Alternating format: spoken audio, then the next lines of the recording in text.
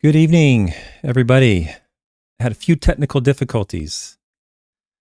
I thought it was something else, but it turned out to be my microphone again. My microphone is very, very finicky. I'm going to have to fix that at some point. Welcome to Turfgrass Epistemology. My name is TravisShaddox.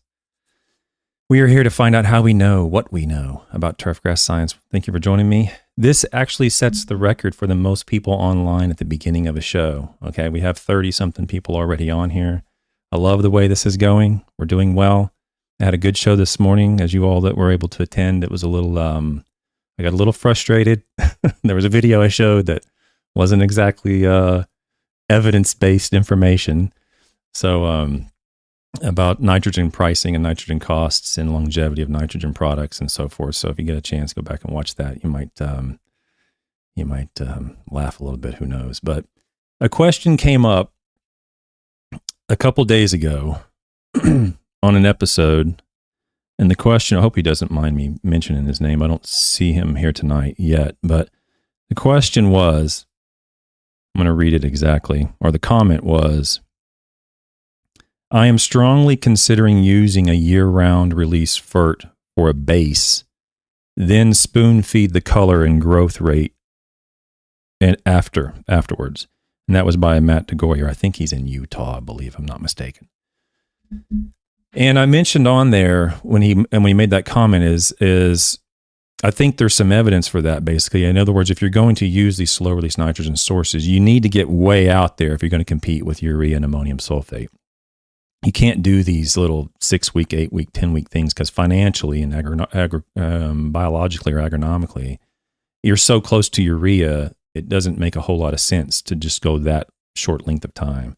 So if you're going to do something like that, or you're going to go clear out and do the whole season, that might have some validity to it agronomically in terms of competing with the soluble ureas and ammonium sulfates. But it might also have some... there might be something there regarding the actual cost or the price to do a program like that. Because we showed this morning that the prices of these slow release materials, when you factor in the turfgrass response, don't really compare well at all with urea or ammonium sulfate when you're doing these, 1 month, 2 month products, 3 month products. But if you're going to go out and you're going to go 5 months or 4 months, you're going to go the entire summer, or you're going to the entire growing season, that might be a different matter. And I told him I couldn't remember a study off the top of my head, but I felt like there was one or two in the literature, but I couldn't remember off the top of my head. And as soon as I shut off the show, I remembered one. And so what I wanted to do was show that study tonight. But as I always try to do, if I can, I try to have the author on so I don't screw up their work, okay? The last thing you want to do is do all that work and then have some goofball like me come on and then screw it all up on some podcast. So I've asked tonight for a guest to come on, and the guest tonight is Dr. Doug Soldat. How are you, Doug? I'm doing great, Travis. Good to be here. Thank you for coming in the evening. I mean, I can only imagine your schedule is extremely packed, so. Not in the evening. Not in the evening. You're good to go in the evening. Good time. Well, you heard my little preamble. For those of you, before we get started on that, I guess, Doug, there may be some people who are watching tonight who might not know who you are. Do you want to kind of just give a once-over on who you are and what you're doing? Sure. Yeah, I'm Doug Soldat. I'm a turfgrass extension specialist at the University of Wisconsin. I've been there for about 17, 18 years. I do research on soil test calibrations for turfgrass, fertilizer responses, nutrient fate, irrigation needs, PGRs, all kinds of stuff like that. Perfect. I don't know if I told you or not, but I gave a talk in Phoenix on soil testing stuff. There was a health situation with this previous speaker's family. So I came in and gave a talk. Did I tell you what happened in the middle of that talk when a gentleman came up and wanted to recommend a different type of soil test to the audience? I didn't tell you that. I mentioned we ran into each other briefly there. Can't remember what I told you. I was in that. You're soil testing person, so you might get a kick out of this. He was very polite and very respectful for the majority of the talk. I mean, it was nothing wrong at all. He asked very valid questions and made some very valid comments. But then he started to kind of make a turn like in the middle of the talk, it was a 4-hour talk. So in the middle of it, he started kind of turn a little bit and started kind of venturing out beyond like Malick's and Olson's and these things, and started to kind of talk about like total nutrients, total digestion of the soil. And I was like, what? I don't know if that's what he's saying. And I asked him for clarity. He said, well, first of all, he said, we need to consider doing total nutrients, not just extractable with Malick's or Olson's. And I said, okay, let me understand what you're saying. When you're talking to me and you're saying total nutrients, I'm hearing complete liquefaction of every element, including all the elements internally to clays and everything, completely. Is that what you're saying? He goes, yeah. And I said, yeah, don't do that. He was telling the audience, you should do that. You should do totals. And I'm like, no. That's where I'm going to draw the line. And I don't know the gentleman's name, but I don't think he took too kindly to that. So come to find out he owns a soil testing company. I didn't know that when I told him. So that was my fun in Phoenix. It was unexpected. He sat in the front row. I didn't realize who he was. And I guess he was trying to sell total nutrient analysis. That's funny. That's where soil testing started. Yeah. Like back in the 1800s, early 1900s, and researchers were, we could basically do pretty decent elemental analysis by then. So I said, let's just look at the nutrients in the soil. Yeah. So I looked at them all, and they found, look, there's no relation to the total amount of nutrients in plant growth. So they said soil testing is worthless. Yeah. And then, 20, 30, 40 years later, the concept of labile nutrients and available nutrients pops up, and that's kind of the formation of modern soil testing. Yeah, it is kind of crazy to think about how far we have come, considering it was the 1800s. I don't think it was in the 1700s. I think it was the 1800s where they didn't even know how the plants were gaining mass. They thought they were eating the soil, literally. They thought they were digesting the soil particles and so forth. And the famous tree experiment where they weighed all the soil and all this stuff. I think that was in the 1800s, I think. And we went from there to where we are now, which is nowhere near where I think we need to be in order to have more confidence. But at least we're making progress. And but total nutrient analysis, I got a kick out of that. And I was like, I don't think you know. I just kind of let it slide. I'm like, no, let's not do that. Okay. So regardless, that was my experience in Phoenix. That was interesting. So today, anyway, the question that came up was, I've been talking about nitrogen for the last week, I guess. And a lot of people want to know about soluble nitrogen, slow release nitrogen, and turfgrass response to nitrogen, and all these things. And this morning I went over one of my papers, and the previous 2 days I went over one of Peter's papers, and I can't remember the first paper on Monday. But anyway, we're talking about slow release nitrogen sources. And I read the question where the gentleman mentioned, hey, I'm thinking about doing this, thinking about just jumping on and just doing the entire season with one application. And I have actually done that before, but I never published it. And I did it with leaching, and I never published that. So I'm familiar. So to me, it doesn't count. So I'm familiar with the possibility of that. And then I remembered, I was like, oh yeah, you did that study. And that's why you're on. I wanted to make sure that I don't mess this thing up. It's a very simple, straightforward study that you have here. And I just wanted to bring you on and give you an opportunity to do the paper justice. So let me see if I can bring it up here without, turning everything off on us here. Let me see if I can get this to work. Okay, let me move this up. So the paper I'd like to go over tonight is your paper in, I never even know how to pronounce this journal, Acta Horticulturae or something like that. Acta Hort is all I'll ever call it, in 2008. And the title is Turfgrass Response to Nitrogen Sources with Varying Nitrogen Releases by yourself and Marty Petrovic and Barlow. So do you want to kind of just give us a 10,000 foot level sort of explanation and introduction as to how this project, or even why the project was even initiated, and sort of the thought process behind it, and kind of lead us into the introduction? Yeah, absolutely. So Marty Petrovic was my PhD advisor. Mm-hmm. And so I went to Cornell University, graduated there in 2007. So this paper was published in 2008, and the data were collected in 2003 and 2004, I think. Okay. And so I started.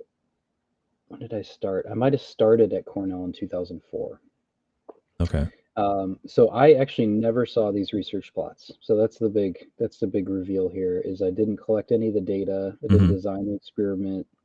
Never saw them. But my advisor gave me the opportunity, said, you're a new professor at Wisconsin. Publications are the currency that you get tenure by. I don't like to write anymore because I'm a full professor and I have other things that are occupying my time. So would you like to take these raw data and work it up into a paper? And I said, yeah, I'd be happy to. So, so I did most of the writing and the data analysis, but none of the actual, applications of the treatments or data collection.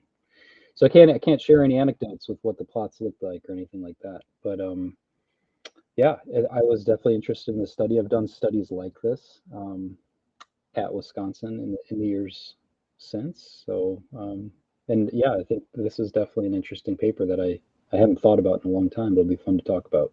Okay, good. Well, the study is actually conducted on 3 of the 4 turfgrass industries. It's not on sod, it's on sport turf, lawn care, and golf.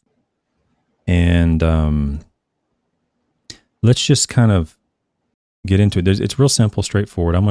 There's some tables in here, but I'm actually going to show some of the data in a figure format. And I think there's more to it. When I read through this, the results were pretty straightforward, but there's a little bit more that I want to tease out or just discuss besides, slow release worked, basically. Okay, there's a little bit more in terms of like the practicality. And I don't have the right answers or the wrong answers. I just want to ask you your perspective on a few things when we get into the data. So I'll just kind of scan through here and read through here a little bit and see where it goes. All right. So basically, several different classes of slow release and controlled release nitrogen fertilizers are commercially available. You write in the introduction. You talk about basically a little bit about their microbial breakdown or their release. If they're not microbial breakdown, such as IBDU is not microbial, but it's a reactant and so forth, you can talk about that. Nitrogen release from sulfur fertilizers occurs as fertilizers dissolve. And basically, you kind of just go through and explain sort of how the different nitrogen fertilizers release, and there's a difference between the sources, all right? And let's see. And then talk about nitrification. Now, in this study, there's Uflex and Umax.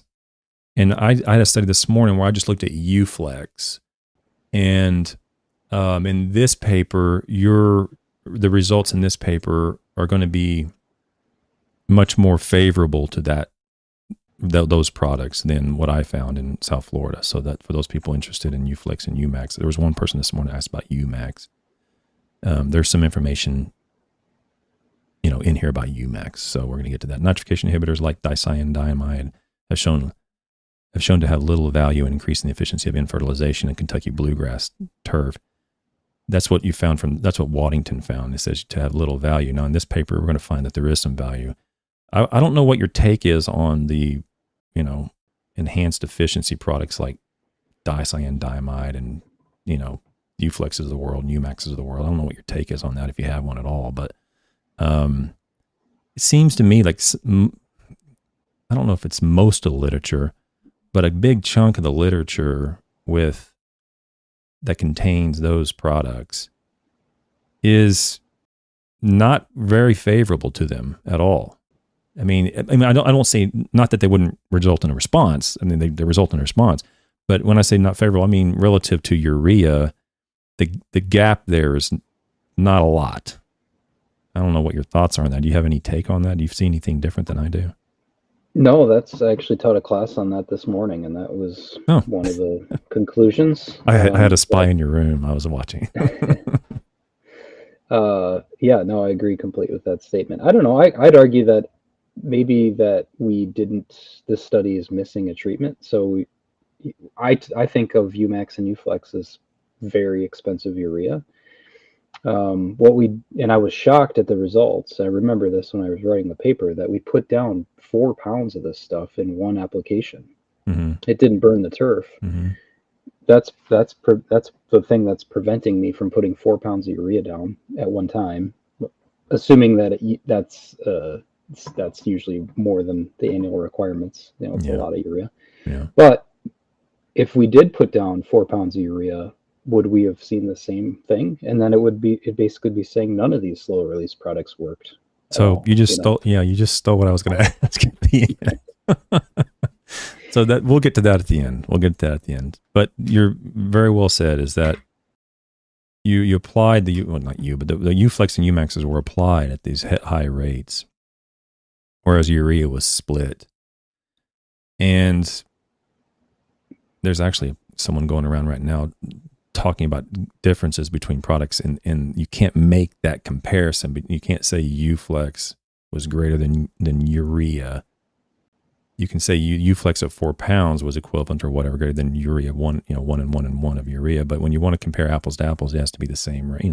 All that. So, so in this study, you're going to find that Uflex and Umax do a very good job at producing turf. But I agree with you completely. I'm actually interested in what you had to talk about in your class, because I don't think I could have said it better than that. Is that Uflex and Umax, to me, I shouldn't use those brand names, but any of the nitrification inhibitors, stabilized ureas.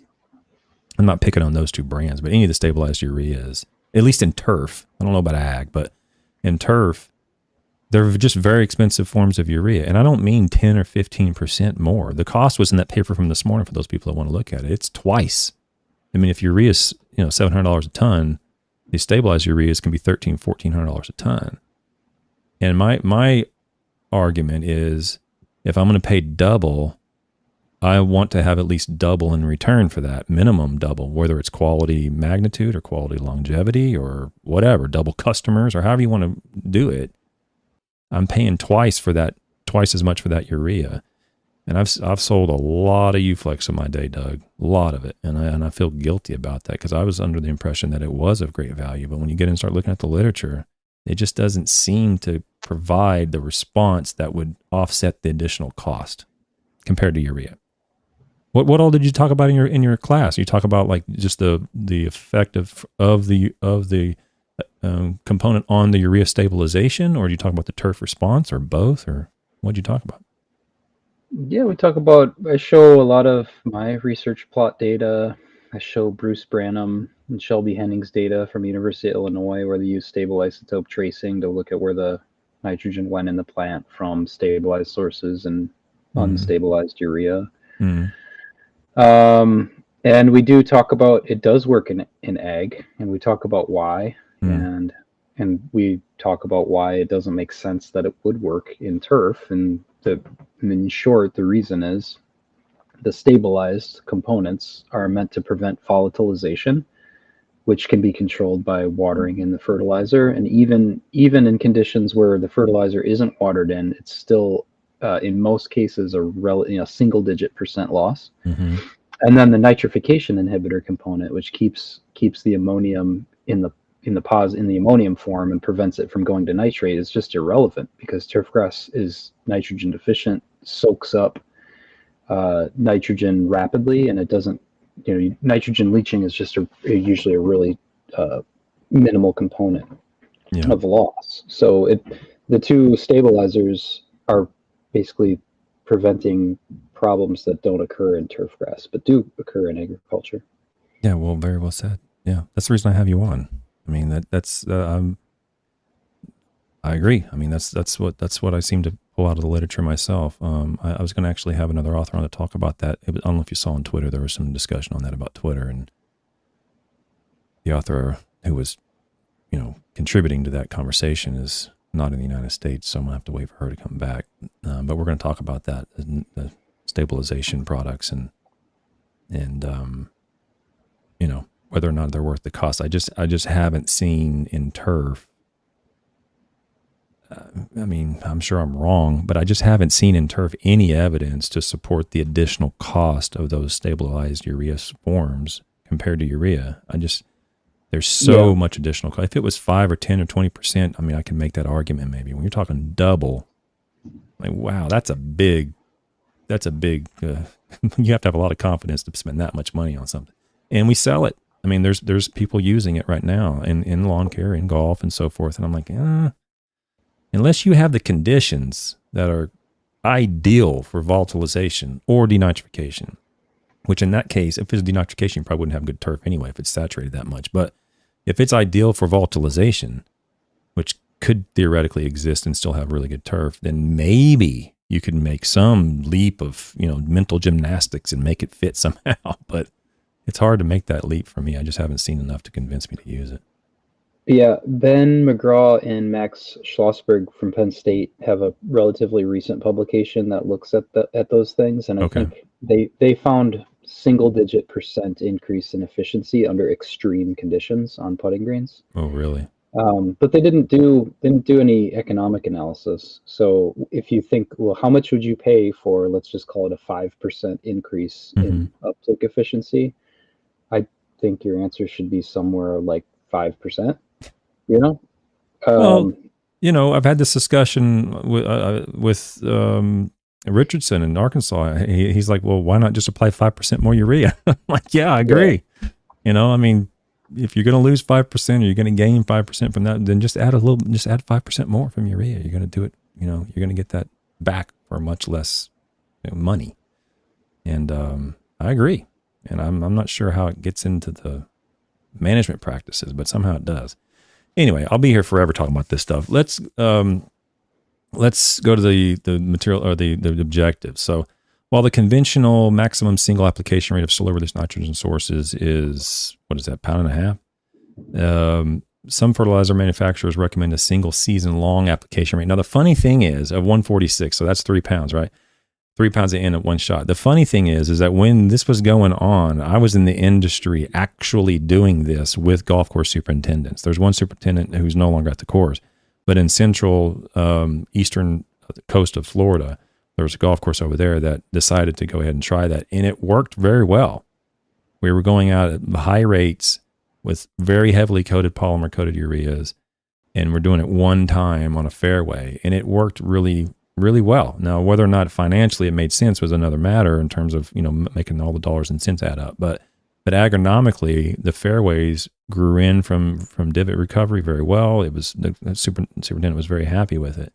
But it took a tremendous amount to convince him that this sort of concept could work. You just, you have to know what you're doing with it. I mean, you have to understand the math behind it and the science behind it. And you'll see that in this paper for the most part. They work. Anyway, it was just interesting. They just published in 2007 or 8, and that's about the time that I was over there doing that stuff. Because of the many types of slow control release nitrogen fertilizers available and the widespread interest in maintaining adequate turfgrass quality with fewer N applications, the objective of this study was to determine if turfgrass quality could be maintained while reducing the number of applications with N sources of several different release mechanisms on a variety of turfgrass areas. So basically, the short and skinny of it is that you had three locations. One of them was an athletic field, a simulated athletic field situation. Then the products were applied on an actual golf course fairway, and then a simulated home lawn. So that covers the majority of the turfgrass industry right there. And if you're interested in relating it to your world, if you're listening. If you don't mind, I'll just kind of go through this, and then I'll get to the slides, and then you can kind of walk through the slides, or I can walk through them, however you want to do it. The athletic field study was on the practice tee at a Robert Trent Jones golf course at Cornell University in Ithaca, New York, and it was on Kentucky bluegrass in the summer of 2002. There were six slow release forms of nitrogen were compared against urea and a non-fertilized control. And we'll go over that. I'll let you go over that if you want when I get to the tables. But the six slow release forms included IBD. Oh, I'll just go to the table and show that. I got to go down to the bottom, and I'll just show all the nitrogen sources for that particular study. Then you had a fairway study at the same location, apparently in Ithaca at the same golf course. And then on the fairway study, you guys did it on bent grass with some annual bluegrass in there. And here's the nitrogen sources, and we'll go through that when we get to the table down below. And then the lawn study was on an unirrigated research area at the Cornell University Turf and Landscape Ornamental Research Facility in Ithaca, and that was on Kentucky bluegrass and fine fescue. So we're on a golf course where we're simulating the athletic area on a tee. We're on the fairway. So that, I guess that the idea was there was a little higher cut grass with some, I guess, well, you didn't really do traffic, but there was a little higher cut turf like the athletic field would be. Then on a fairway, and then on the research center on a home lawn sort of situation. Now, what I want to do is I want to go down to the tables, and then if you want to, we can just go through.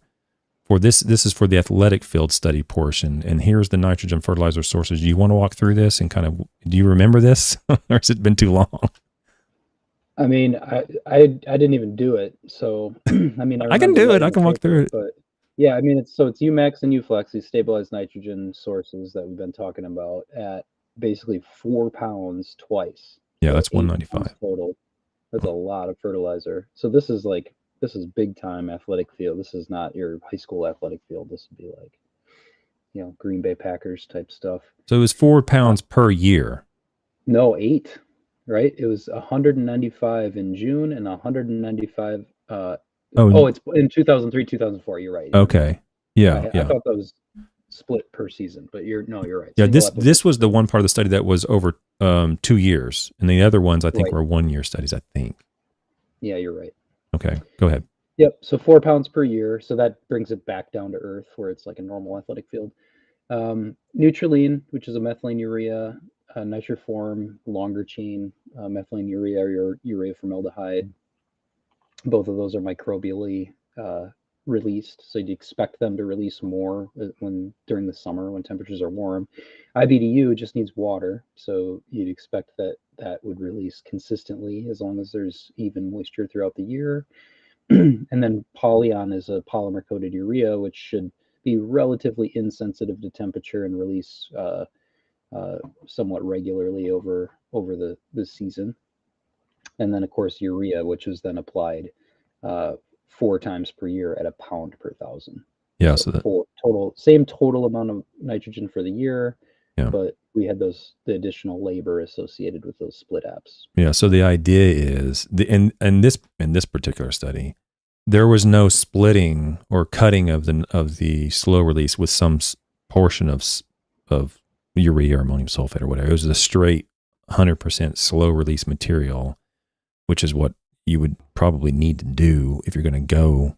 I don't know what kind of length you're shooting for, but it was in May, and so you're shooting for the entire growing season in New York. So, I mean, that would make sense to do that, 100% slow, rather than, maybe trying to put a little soluble in there, like half soluble, because then, anyway, make a long story short is 4 pounds in one shot of slow from. Well, I wouldn't say that UMax and UFlex are slow, but Nutrient, Nitroform, IBDU, and Polyon are certainly slow release materials. So that was the athletic field study. Those were the materials for the athletic field study. So the golf course fairway study used. I wasn't familiar with this. I'm going to pronounce it Syngenta. Mm-hmm.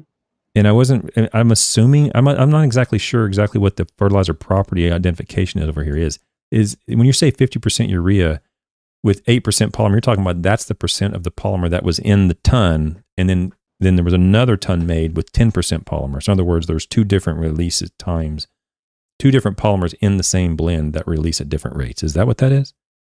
Yeah, I believe so. So the 10% polymer coating would be expected to have a longer release period. Okay. I just want to make sure that was the case, because I haven't actually seen this outside of the industry. This is the way we would refer to occasionally to it in the fertilizer industry, but I rarely see that in scientific literature. So I mean, it's fine. Oftentimes manufacturers don't like to release that information. They don't want people to know exactly what the percentage was of the polymer. Anyway, so in this case, we're still using slow release polymer coats, and we'll just walk through it. Go ahead and walk through it. I'm sorry, I'm still in your thunder here. No, yeah, same thing. So in this case, this is 3 different products from Syngenta, and you can see that they have different polymer coatings on the right there. Mm-hmm. And the first one, the 4100, was applied at 3 applications in 2006, and then the 4000 was applied once at 3 pounds. Mm-hmm. 34010 was applied once at 3 pounds. And then we go down to the Polyon, which is kind of the United States standard product. So Syngenta was a Chinese company that was trying to break into the market, and I don't have an update on how that went for them. But Polyon, polymer coated, 3 pounds. IBDU again, which is a non-microbially released product, 3 pounds, one application, and then a sulfur coated urea, which was applied. I would, if I could do this again, I would like to apply that at 3 pounds. But this was split into 3 applications. And then the urea, though, was 6 half-pound applications. So again, fairway, bentgrass, and annual bluegrass, it's more susceptible to burn. So I believe that was probably the thought there. Yeah. So you have this polymer coat up here is basically half and half, a little bit of quicker slow, if that makes sense, a quicker slow release blended with a slower slow release, and then you get progressively slower and slower because the coating gets thicker and thicker with 12% coating at the next one, and then this one looks like it's the same sort of polymer, but they added in some potassium nitrate, coated potassium nitrate in that one as well. So that's the logic behind that. It's some thin coated polymer blended with some thicker coated polymer in that particular study. And then we had the IBDU and the SCU as well with urea. Okay. And then the last one was the lawn fertilizer study. And we're dealing with thinner coated materials here, right? Right. And this one is very, very similar to the study that we just looked at, where the Syngenta products have these progressively different coatings, which the theory behind that is that they're going to release at different points during the year, which will provide season-long nutrition. So we have the first product that's applied at 1 pound per 1,000 3 times. The second product is applied once at 3 pounds. Same thing for the next one, although it's got some potassium in it. Yeah.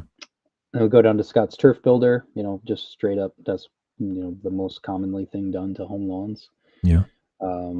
A Lesco sulfur-coated urea, so slow release product with a similar analysis to the Scott's Turf Builder. And then the urea, which is applied again 6 times at 1/2 pound for the same grand total of 3 pounds per 1,000 for the year. Yeah. So for those people who are in lawn care and are interested in the concept of one application for the entire season, when we show this graph, you're going to be wanting to look at the Syngenta 4000 and the Syngenta 34010, because these two went out at 3 pounds once. And in that particular study, it was the only, in the lawn care study, it was the only one single heavy application of nitrogen. The other ones were split. Okay, anything else on that? I think that's it, unless you have something else. I'm going to go to the graphs. Well, no, just if you are in the lawn care industry and you're interested, you can look at the athletic field results, which actually applied more nitrogen to, relatively similar grasses and a whole bunch of other slow release sources. So there's some information from the athletic field portion that you could. Okay, fair enough. You could find value in. Yeah, all these were applied at 4 pounds one. So they had a whole bunch of them applied. Yeah, and that's fair enough. I mean, you have the reacted ureas in there as well. So, okay, let me see if I can flip over here and get this to. Let me put this in this mode, and let me see if I can get this over to the graphs without breaking the whole system. Okay. So now what I want to do, Doug, is I've taken those data.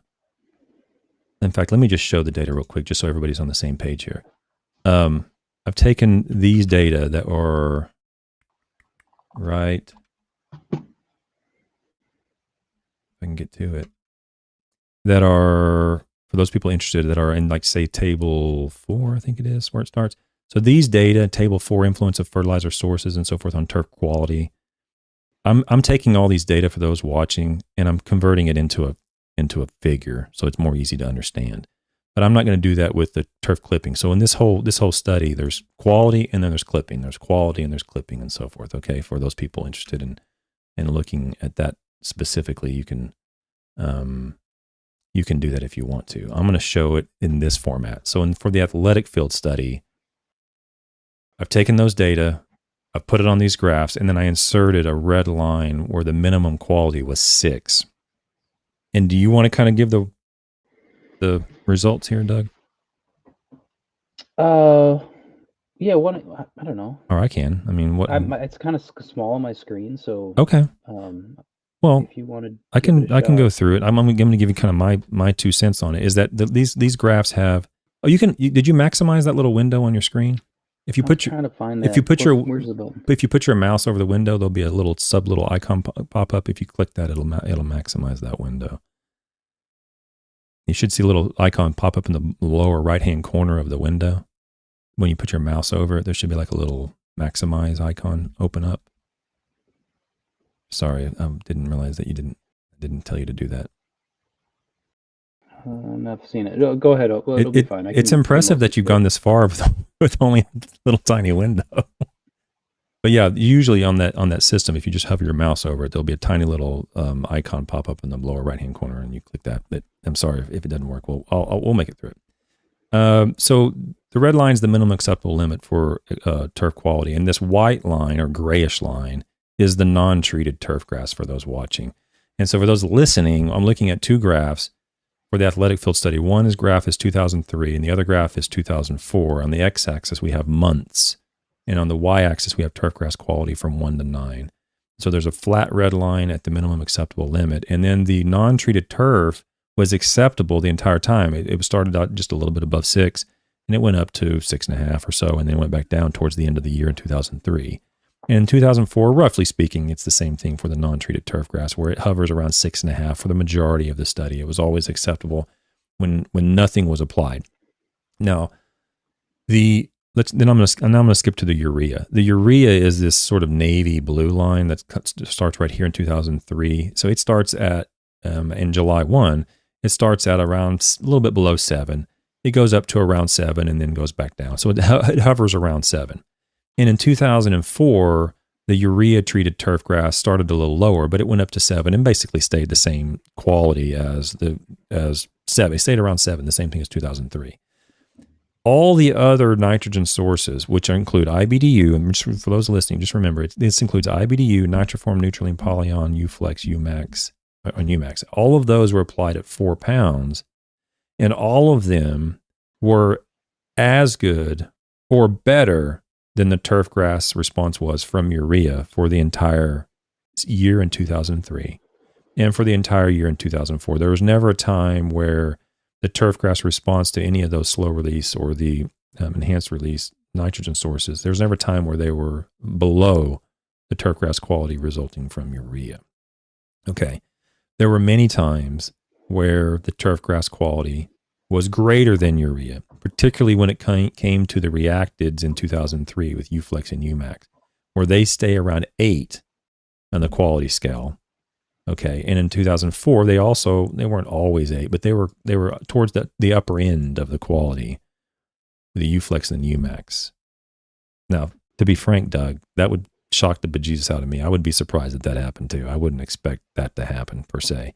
But your point was at the beginning of the night was you would like to see what would happen if you just put urea down there at 4 pounds rather than this urea here at 1 pound, 1 pound, 1 pound, and 1 pound, right? And that was one question I was going to ask you, is that what would be your thoughts on that? And I guess you already answered that. But that was something I found curious. It's like, wow, that's one of the few studies I've seen where a Uflex or a Umax showed that much response relative to straight urea. Granted, it was at different rates and it was a different regime, but it's the first time I've seen that.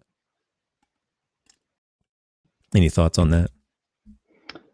It's just given me inspiration to put 4 pounds of urea down and see what it looks like. Yeah. Because I think right now, if I had to bet, I'd say it would match. It'd be right up there with Umax and Uflex because that's consistent with everything I've seen when I've done side-by-side trials at the same rate. So normally I'd say, no, you can't put down 4 pounds of urea. You're going to burn the turf. Yeah. Apparently it didn't burn here. So, well, I need to publish this. This morning I talked to the group about a study that I did with Dr. Unruh. This was back in 2020 or 19, something like that. I can't remember. And there's a table. In fact, it's on the shelf behind me.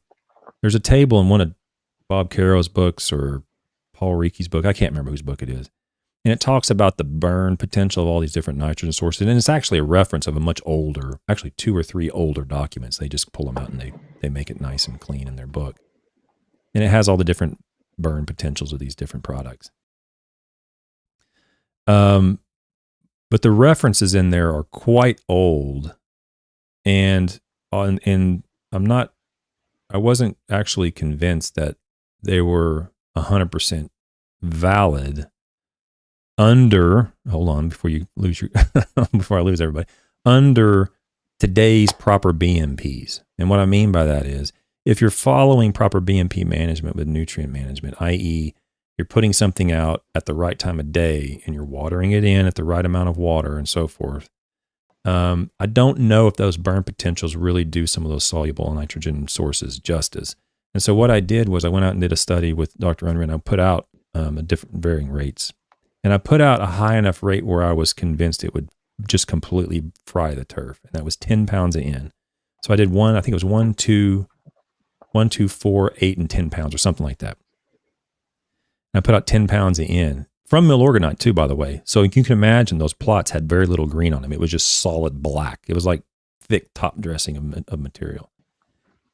And we watered it in, followed BMPs. We had the right cutting height. We watered them all in, the right amount of water. Didn't see a lick of burn from 10 pounds of nitrogen. Now, for all those listening, don't go out and put out 10 pounds of nitrogen, okay? No one's saying to do that. I was trying to see at what rate we would actually burn the turf, assuming that tin would smoke it. Tin didn't do it at all. It was didn't touch it at all. And but we followed proper management practices. Had I not watered those in, had I put them out on wet grass, had I not, been a good steward of best management practices, I don't know what would have happened. I suspect with ammonium sulfate or something like that, we probably would have seen some kill, from 10 pounds of nitrogen from ammonium sulfate, but I didn't see any burn. I have all those data. I haven't published it yet. I need to get on that. Anyway, what I'm getting at is you were talking about putting out 4 pounds in. You're talking about putting out 4 pounds in to see what you wouldn't do that because you might burn it. Well, I think if you water it in and follow BMPs, you might be okay. Obviously, you're okay with the Uflex and the urea. I mean, the Uflex and the Umax. So interesting to see what happens. Right. So then the question would be, what's the point of slow release fertilizers if that's possible? That was basically the entire summation. You're good at summing things up. That was the summation of my entire talk this morning, basically. At the end of the talk, people were saying, well, why should we apply any slow release? And my argument to include slow release, and you're better at this than I am. So let's see see if you have a, difference of opinion. That's fine. Here's my argument to include slow release. It's not due to cost, and it's not due to environmental risk per se. It's not due to turfgrass risk per se. Okay, it is if you don't know what you're doing. If you have a new employee who doesn't know how to open the hopper, doesn't know how to close it, doesn't know how to weigh things out, doesn't know the importance of proper applications, doesn't know the importance of making sure it's irrigated, all those things. They don't know what they're doing. The buffer is greater with slow release materials. In other words, the room for error is greater. If they go out there and they dump the bag all over the concrete, it's easier to clean that stuff up than if it solubilized and started washing down the drain, or dumped it on the lawn. They can get it up before it starts melting down if it was soluble.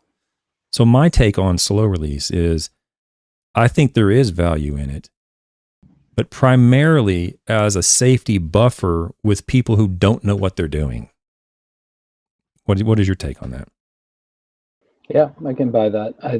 I think my bias would be I'd like to see more environmental data on leaching and things like that, because I worry that the plant really can't take up 4 pounds of nitrogen the way it can a half a pound. And if you do get some high rainfall events, that my guess is you would see increased negative environmental impacts in some situations. So yeah. But yeah, I think both of those, what you said and my explanation are valid reasons to. Yeah, we're going to get into leaching. Around.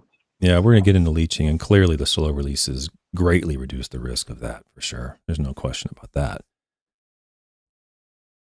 For example, if I'm a lawn care operator in Central Florida, and I'm not paying attention to the weather, and I'm just going out and I'm putting out, the BMP, and follow the label, follow the law, and I'm doing everything right, putting it out.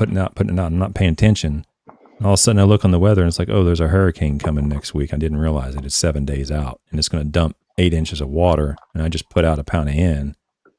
In those cases, I would argue that the higher rates of slow release would greatly reduce the potential for nutrient loss relative to soluble nitrogen sources.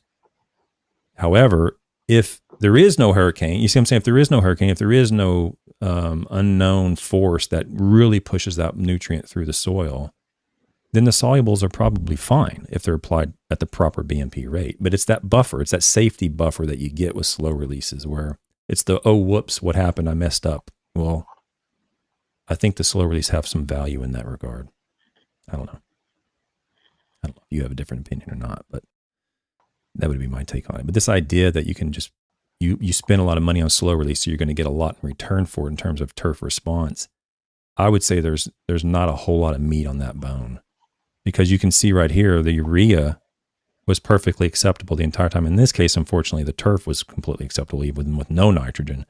But the turf from urea was, I'm looking at this right here, the turf from urea was 7. You're just splitting it, splitting the application. So I think you're right. If you went out at a higher rate, you'd still be fine. Let's go to the next one. Fairway quality. So same thing here. Red line is minimum. This grayish line is the non-treated control. And, sometimes we do studies and it's not the greatest location, to be frank. Sometimes we do studies and it's a home run. In these locations where we're looking at nitrogen responses, you see a really good response here. But it'd be nice if the non-treated turfgrass was unacceptable. It doesn't always work out that way in research. It's just the way it is. But when you don't treat turf at all with any nitrogen, the turfgrass was still around a 7 on this fairway study. And when you apply all these polymer coats compared to the split application of urea, you see them, basically it's all the same, roughly. There's a little bit of separation here statistically at the end. You can pull out from those tables. You can see some separations out here, where there's a little bit of reduction here from the urea. But for the most part, they're all very acceptable. They're all very comparable to urea, meaning that in this case, you could go out at a high rate. I think this was 3 pounds from these. I can't remember the rates here, but there was, long-term response from these heavier rated applications of polymer coated urea. They compared favorably. Is that a fair way to say it? Mm-hmm. Definitely. Okay. Anything else on that one? You're still looking at you're looking at a screen that's this big still, right? I'm sorry. No, but I do. So I did the Robert Trent Jones golf course where this work was conducted is adjacent to the Cornell University Research Station. Okay. And I did nitrogen work that we're not talking about today on those same soils, and was absolutely frustrated by this too. Like trying to see a nitrogen response when the controls look awesome. That's just how the soils were in that part. Yeah. Of the world. Not everywhere, but that's where the station was. Yeah. Not much you can do about it. I got OJ Nora in University of Wisconsin. I got sections of my research farm that I've learned to never do a study on because there's too much organic matter. The nitrogen response is not good. So yeah, it's like, when my wife does work on dental patients, I mean, she can't see a response to a drug if the patient doesn't have the disease, So it's kind of the same thing here. It's like, you can still, I would still argue that even in this graph, I mean, you still see a good response. I mean, this gap here is from, that's what you'd see from applying it. The single application of slow release, you see this gap here that is of an increase. You see an increase from non-treated. But it's always nice when you get ideal situations, ideal conditions, and the gray line, the non-treated's way down here. That'd be ideal. But yeah, it doesn't happen sometimes. What are you going to do? Okay, and the lawn quality, roughly the same thing. Okay, the non-treated turfgrass was a 7 across the board. The urea was a 7 or an 8 across the board, and all these nitrogen sources applied, whether it was applied as urea or whether it was applied as a slow-release polymer coat or the sulfur coat, they all resulted in 7s across the board, basically, from the lawn quality. So the short and skinny of it is, could you correctly apply a slow release material and expect to see, acceptable turf grass for a prolonged period for basically the entire season. The potential's there, basically. That's what I'm getting from this, Doug, unless you feel differently. Nope, exactly. And I've seen similar results in trials that I haven't published that suggest the same thing from here in Wisconsin. Yeah. I'm not going to go into the clipping yield stuff unless you want to. I'll go into the clipping yield stuff. It just talks basically, I think, can we pull out anything about like scalping from the clipping yield information? There wasn't a whole lot of differences from any of this stuff. So if you want to, I can. No, I guess that would be my concern is like, it's not all about quality. If I'm going to put down 4 pounds of UMAX and my clippings go just absolutely through the roof and I got to mow twice as often, that's going to be a problem. So maybe if we just scan to one of the... Here we go. Can you see? So I don't know if you can see this or not, but go ahead. If you can read it, go ahead. If you can't, then I'll try to read it for you. Yeah, I can see it. So UMAX, UFlex, clipping yields are often statistically similar to the other ones. So I agree, Travis. There's just not a lot here. You don't see these high spikes in clipping yields where... And I get that a lot. I do. I just don't see it a lot in our research. I mean, have we seen scalping? Of course, we've seen some scalping here and there. But we're putting out 4 pounds of nitrogen as UMAX and UFlex. And the clipping yields in 2003 are the same as applying the urea. In other words, like the urea split applications compared to UFlex split applications, compared to UFlex 1 application or UMAX 1 application, or compared to the Nitroform or Polyon single applications, we just don't see this massive flush of growth that would result in some sort of, unacceptable scalping of the turf grass. We haven't seen that, at least not in this study. Yeah. Caveat there is I think these applications were made in May and the data collection starts in July. So there's a two month window there where something might have happened that we didn't record. Okay. Good point. Yeah, that's definitely possible. That could have happened. Same thing. Let's look at, the clipping yield for the fairway. For those listening, they're, in June 1, they're all A's. And then when you get to the control, in other words, all the nitrogen sources increase clipping yields compared to non-treated turf grass. From June, July, August, there's some separation in September, and then it goes back basic. Well, no, there's some separation in September and October. I guess that was from the heavily coated Syngenta. Is that the heavily coated one? No, that would be the medium coated Syngenta one. So there was some separation at the very end, but very little, and actually nothing differed from urea. The clipping yields from urea were comparable to the clipping yields from no, I shouldn't say nothing differed from urea. There was 1 or 2 that were lower than urea. But it was at the very end, and for the most part, everything was very consistent and uniform. I mean, until September, October, there was a little bit of separation there from 1 or 2 of the treatments. This is probably just a result of the weather, the seasons changing and the grass starting to grow in September relative to, say, June or July. I don't know. You don't see that in the clipping yields, though. And then the last one, and we'll wrap this thing up, is clipping yields for the lawn care. Roughly the same thing. All the nitrogen sources increase the clipping yields relative to non-treated turf in June 1, the end of June, the end of July. And there started to be some separation in August and September. I don't see not a lot, though. Yeah, there's not a lot.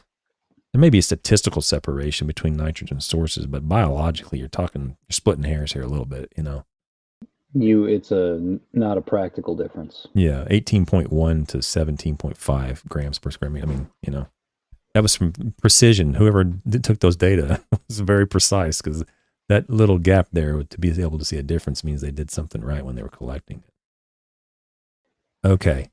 So the conclusions. Let's just read the conclusions and we're out of here. The conclusions. According to the data collected from these 3 different turfgrass management scenarios, applying urea periodically under these set of conditions did not result in greater turfgrass growth or visual quality than applying slow-release nitrogen sources less frequently. Although small differences were observed among slow and control-release nitrogen sources, no one particular source stood out as being superior in terms of quality or clipping. And that's what I wanted to mention, and that's the reason I highlighted it, is that oftentimes we start, I think that the consumer sometimes gets caught in this mental challenge of like, well, which one of these slow releases is what I need? Which one do I need to go with? Which one's going to give them the most response? Many times we don't even see differences between that and soluble. So the differences between these slow release nitrogen sources is even less commonly observed sometimes, oftentimes.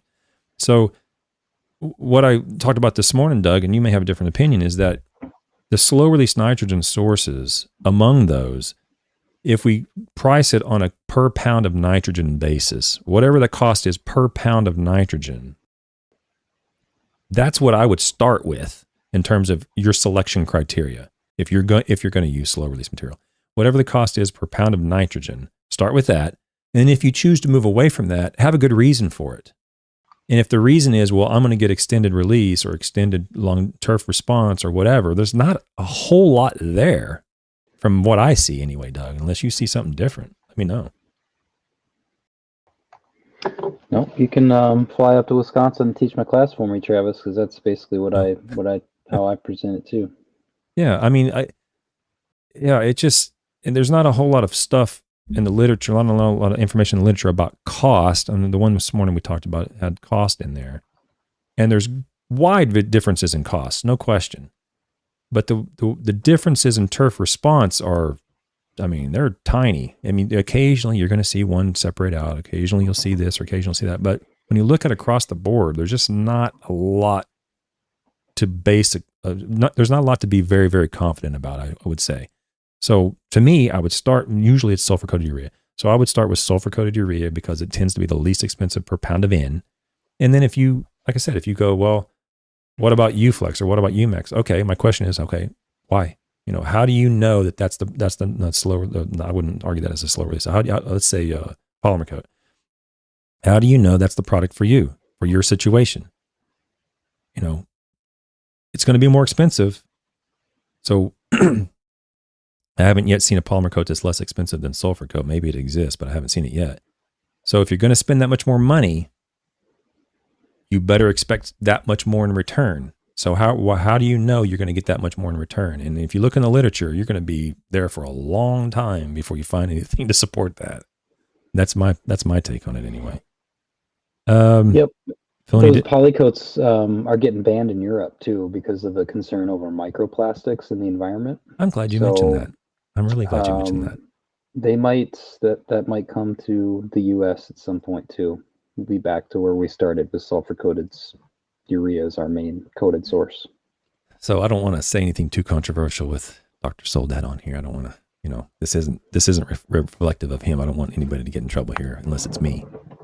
Is that we have to remember we are spreading plastics in our environment when we spread polymer coats urea. That's just the way it is. And the amount that you're spreading, all you got to do is go to Silicon, Alabama and look at that tank, the monomer tanks that they have there when they're making the polymer coats.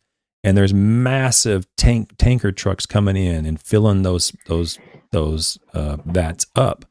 And all you got to do is say, what's the tonnage, that much tonnage of plastics you're spreading in the environment? And I just don't, I've said it, I think I said it before on another podcast, is that I think in my lifetime, they will no longer be allowed in the United States. Before I die, I think that's going to be the case. And then there's a whole industry right now building up about how to find a replacement for that, a biodegradable coating that would produce a similar turfgrass response as these polymer coats, and yet degrade, in the soil. There's a whole industry there that's starting to kind of gain momentum, and I wish them luck, because the reality is I don't know about the deleterious effects of these plastics on our environment. I'm not a scientist in that regard, but the reality is we are doing that. Sorry if that's news to anybody, but it's the reality we're in. Okay, the last thing, the three components of this study found very few differences among variation of various slow release products with respect to clipping production. So there was very little difference between these nitrogen sources and clipping production. Furthermore, the slow release products had statistically similar clipping yields as intermittently applied urea. These results suggest that turfgrass managers can choose several slow or control release fertilizers that can be used to reduce labor associated with making many applications of fast release fertilizers during the year, while maintaining good turfgrass quality and growth. However, the impact of season-long high application rates of soil-rich nitrogen sources on the extent of nitrogen leaching has not yet been determined. Now, I did that in Fort Lauderdale, never published it. And there is a fine line between the rate needed to maintain that turf quality. And I mean a fine line like a cliff. There's a line where, if you put out 4 or 5 pounds of N from like a 41 polyon or a fairway grade 41, which is really heavily coated, you can get the turfgrass to respond very favorably for a prolonged period of time. But if you go a little bit more, but you can do that with essentially background levels of nitrogen. Okay. If you go a little bit more, it just starts flushing the nitrogen through the system. I mean, it really starts, you really start, it doesn't take long to reach that limit to where it's just too much and it just starts flushing through the system quickly. So it can be done. I'm not suggesting anybody go out and go start throwing all this stuff out at high rates, because there is an environmental consequence if you go over that line, and it's pretty severe. It's not like, it went from 0.5 parts per million nitrate to 1. It goes from like 0.5 to 50. I mean, it goes up quick. I mean, you just go a little bit over that line. So I would recommend to people who are listening to this or watching this, don't go out and just think you can start throwing all this stuff out willy-nilly and not have environmental consequences without understanding the rate and the product that you're applying. It needs to be the right product at the right rate at the right time of year. And in this study, they found that that rate was generally 3 to 4 pounds using these polymer coats. Actually, these polymer coats aren't even available. I think the polyon obviously is, but please be careful what you're doing, because this study did not look at the environmental leaching component. We will look into that a little bit more as the podcast continues on another episode, but not tonight. Doug, I feel like I took over the entire thing because I felt like you couldn't read your screen. That was great. Full service podcast there. Yeah. Well, thank you for coming on and kind of giving me a once over and filling me in on how that study was done and why it was done and so forth. Appreciate it. Appreciate your time. Yep. Happy to do it, Travis. I don't want to take too much of your time. It's already 10:15. Is there anything else before we go? No, I'm good. Okay. All right. Thanks everybody for listening. Yeah, this is the most we've ever had. I think it's up to 40 something. So it's all because of you. And I didn't tell anybody we were coming on. I didn't say anything to anybody about you coming on tonight.